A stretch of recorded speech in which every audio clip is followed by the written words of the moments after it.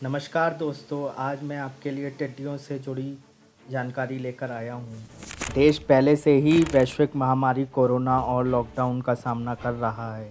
इस बीच टिड्डियों के झुंड ने धावा बोल दिया। देश में 26 साल बाद टिड्डी दलों के सबसे भयानक हमले में करीब 90,000 हेक्टेयर फसलें उजड़ गई हैं।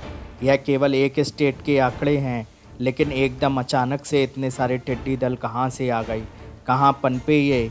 क्या इससे मानव जाति को भी कोई खतरा है? तो दोस्तों, शुरू से समझते हैं कि आखिर मामला क्या है, और साथ ही लोकस्ट यानी एक टिड्डी की लाइफ साइकिल के बारे में भी जानेंगे। ये दुनिया के 60 देशों में फैली हुई समस्या है, जो मूल रूप से अफ्रीकन कंट्रीज़ और एशियन कॉन्टिनेंट्स में है। टिड्डियों के पनपने का कारण क्या है? क्लाइमेट चेंज, जलवायु परिवर्तन इसका सबसे बड़ा कारण है। 2019 उत्तर हिंद महासागर चक्रवात का मौसम अब तक का सबसे सक्रिय रिकॉर्ड है। भारत में असामान्य मानसून का मौसम रहा है, जो सामान्य से 1 महीने लंबा है, जिससे व्यापक बाढ़ और 25 वर्षों में मानसूनी वर्षा का उच्चतम स्तर पहुंचा है। टिड्डी कैसे पनपते हैं? टिड्डियाँ गीली स्थितियों में पनपती हैं और अक्सर प्रकोप, बाढ़ और चक्रवात के बाद आते हैं। विश्व मौसम संगठन WMO के अनुसार भारी बारिश से शुष्क क्षेत्रों में वनस्पति का विकास होता है, जिससे टिड्डी के विकास और प्रजनन के लिए आवश्यक परिस्थितियां उपलब्ध होती हैं। इन टिड्डियों का जीवन साइकिल यानी लाइफ साइकिल क्या है? टिड्डियां एक ही कीटवंश का हिस्सा हैं, लेकिन भीड़ भरी परिस्थितियों में उनका व्यवहार और रूप विकसित होता है। इसे फेज चेंज कहा जाता है। ये भीड़ की स्थिति बहुत बारिश और वनस्पति विकास के कारण होती है और पंखहीन टिड्डी के बैंदल के निर्माण की अनुमति देती है।